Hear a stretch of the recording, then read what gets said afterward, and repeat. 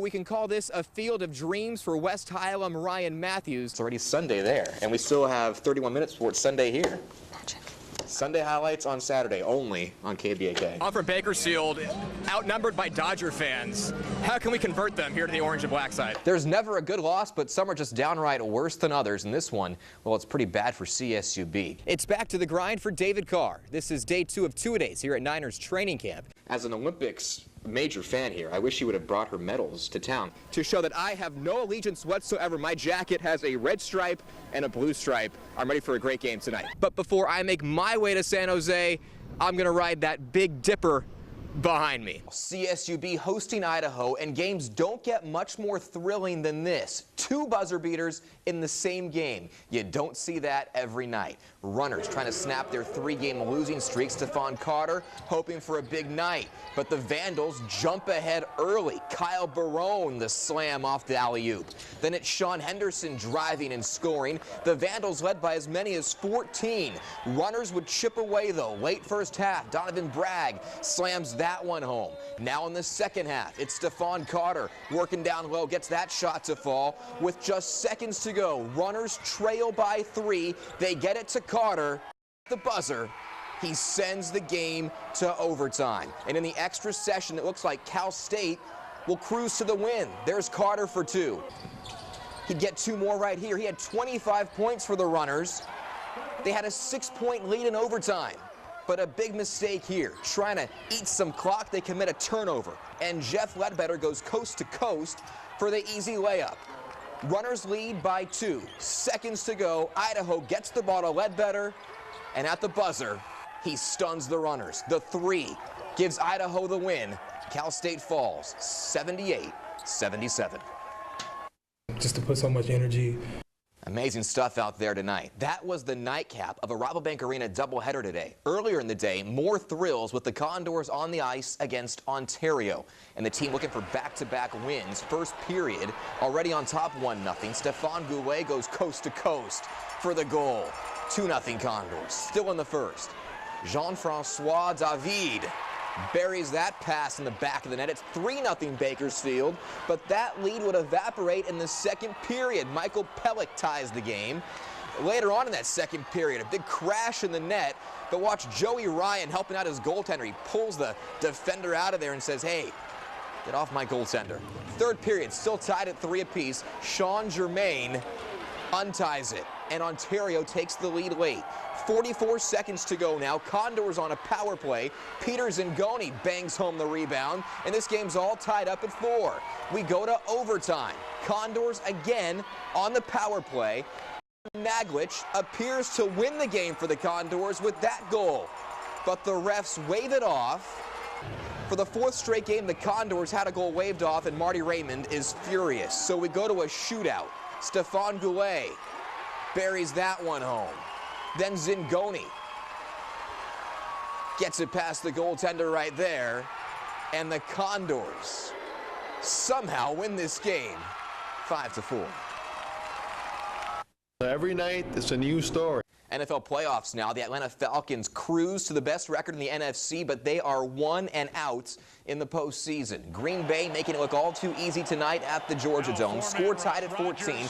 Late second quarter, Aaron Rodgers to James Jones for the touchdown. Rodgers had 3 touchdown passes on the night. Now with just seconds to go in the second quarter, this was the backbreaker for the Falcons. Matt Ryan's pass picked off by Tramon Williams, and he takes it back all the way. 70 yards for the touchdown as the Packers humiliate Atlanta.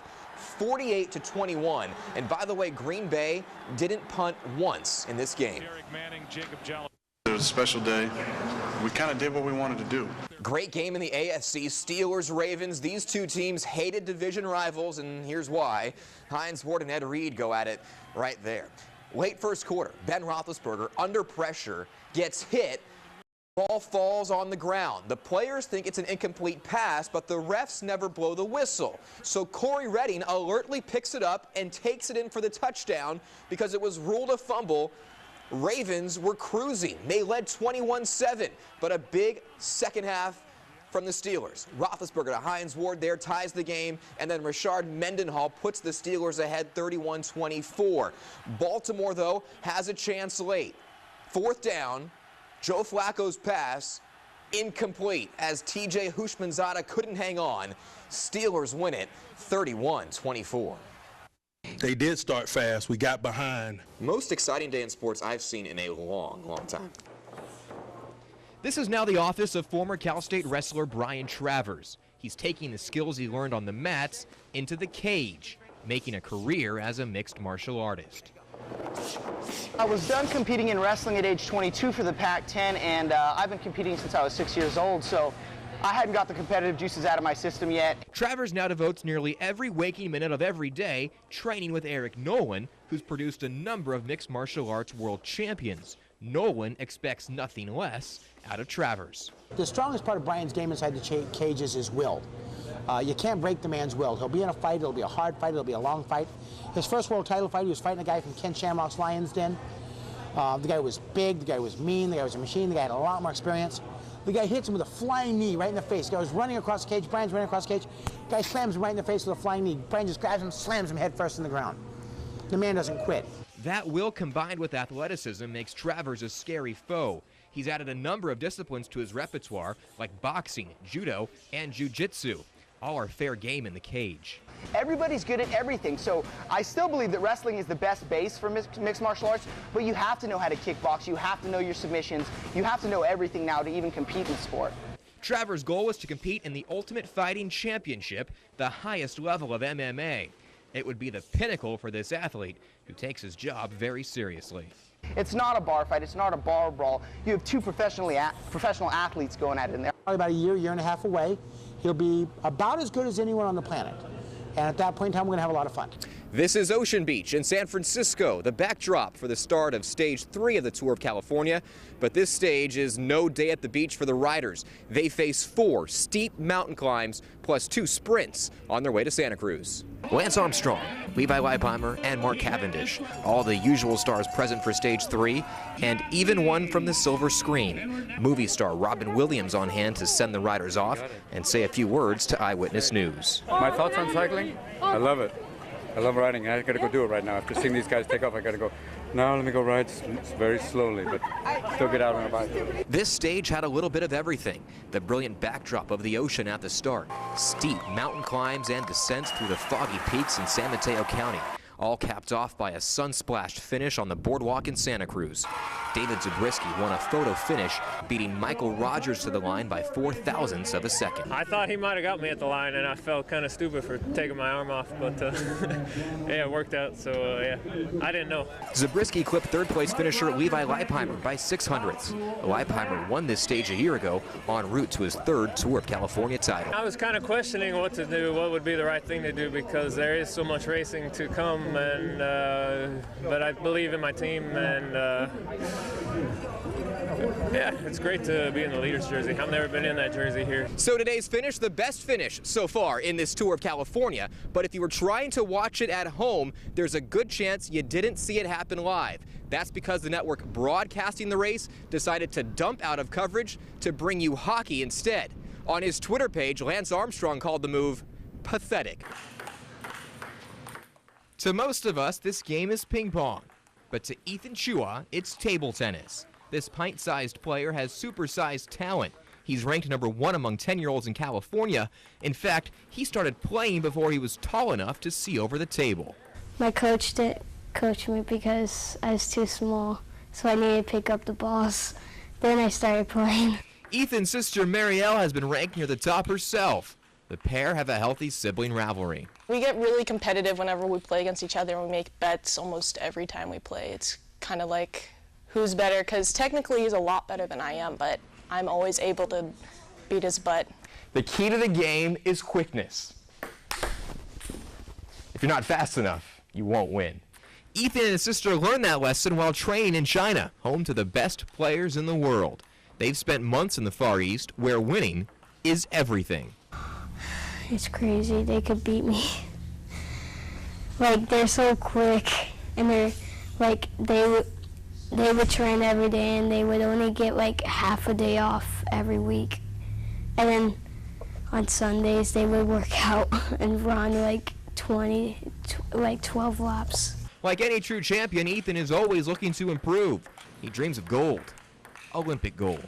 Doesn't matter how old you are. I still need to beat more people, like get higher than I could go, and then maybe I could go international.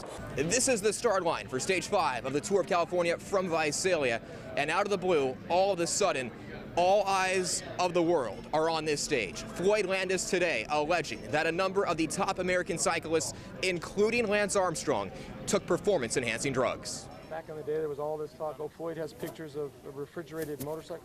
Where's that? Where's that? It's all a bunch of it never existed. A media circus on hand before Stage 5 as Lance Armstrong denied the allegations. Eyewitness News received an up-close look at this stage, riding in the peloton with a team car for Team Type 1. This car driven by former Tour de France competitor Michael Carter. No, this is a hard stage. It's not hard as far as big climbs, but it's difficult here once we get towards the KOM because it's small, twisty, turny roads. But no one expected this stage to show its teeth so soon. Just moments into the race, commotion on the course. Any bars? Crash. Radio Shack. Lance. Armstrong bloodied in the crash, and minutes later, a shocking announcement is made over the race radio. Rider number 2, Armstrong, has decided to abandon. Is he in there? Entries from that crash. Rider number 2 is abandoned. Oh, that's going to make the news. Soon after, news of the crash makes its way to Bakersfield. That's really sad. I was hoping to see him right through here. I'm so bummed. I really wanted to see Lance. Things would calm down on the course. A small group breaking away as this larger group lags 10 minutes behind. As the race nears Bakersfield, riders refuel, getting ready for the grueling climb. We don't have any sandwiches. I can give you some bars. One more bottle. You want mix or Coke? Mix or water. Doesn't matter. At the finish, Peter Sagan won the sprint. Another accomplishment for one of the best young riders in this tour. Adesso sono ancora giovani e sono a posto, no? He's set for now. He says even before this year he didn't know that he could go this well, but he feels really good now. So Stage 5 of the Tour of California giving us everything we could have hoped for and a whole lot more.